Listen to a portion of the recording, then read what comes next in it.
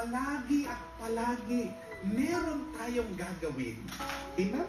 At hindi rin matatapos lahat ng problema mo. Habang buhay ka, may problema ka. Amen? Kahit na mapatapos mo ang mga anak mo sa pag-aaral, meron na naman problema mo, asawa mo. Kahit na sabihin mo, natapos na yung problema mo sa asawa mo, tumigil na sa pagbababaihan, lilitaw naman yung sakit ng iyong katawan. Walang masama na isipin mo, alagaan mo ang iyong sarili. Amen? Kapag inaalagaan mo ang iyong sarili, pinapakita mo sa Diyos, katiwa-tiwala ka sa binigay niya, pinagkaloob niya sa iyo. Your body, your health is a gift from God. Take good care of it. You only have one body. Amen? Wala nang iba.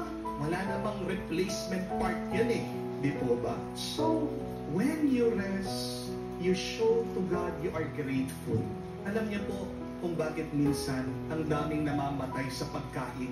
Maraming namamatay sa pagkain hindi dahil mali ang kanilang kinakain. Ano talagang nakakamatay sa pagkain? Ito po yung habang kumakain, iniisip pa yung kanilang kinakain. Nagigilty doon sa kinakain nila. Kain na naman ako ng chicharon, tataas na naman ang aking presyo. Kumain na naman ako ng ice cream, tataas na naman ang aking diabetes. Alam niyo po, pag kumakain kayo, mag-enjoy lang kayo. Pag kumakain kayo, magpasalamat kayo. Ano magandang gawin? Ang pagkain mo, hindi lang para lumakas ang iyong katawan. Sa pagkain mo, sana magkaroon naman ng tuwa ang iyong puso at kaluluwa. Amen? Treat your eating also as your resting.